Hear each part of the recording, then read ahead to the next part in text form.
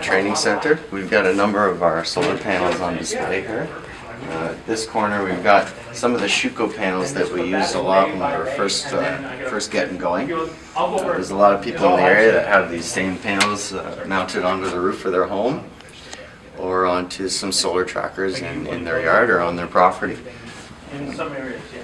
You can see that this one is an all black panel, and we have this option to us because some people want their solar panels to look a little more aesthetic on their roof. It's important to people what their property looks like, so not only do we want panels that perform well, but that look nice as well. We don't use this specific panel too often anymore because it's not produced in Ontario, so we're limited to its uses. If we move on down a little bit,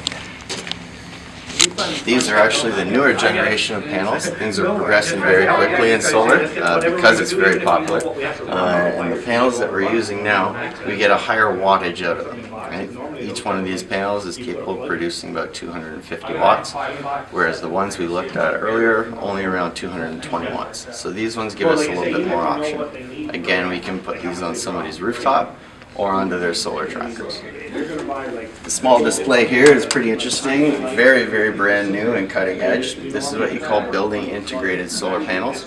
So these particular panels, again, very aesthetic. They just look like black glass. You can't even really see the cells inside, but they are there.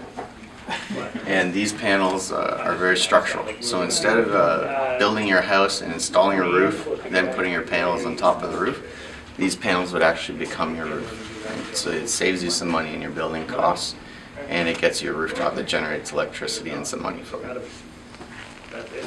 When the sunlight hits a solar panel, there's a natural chemical reaction that creates some DC electricity, but we have to find a way to change that to AC electricity before it goes onto the grid, or so people can power things in their home.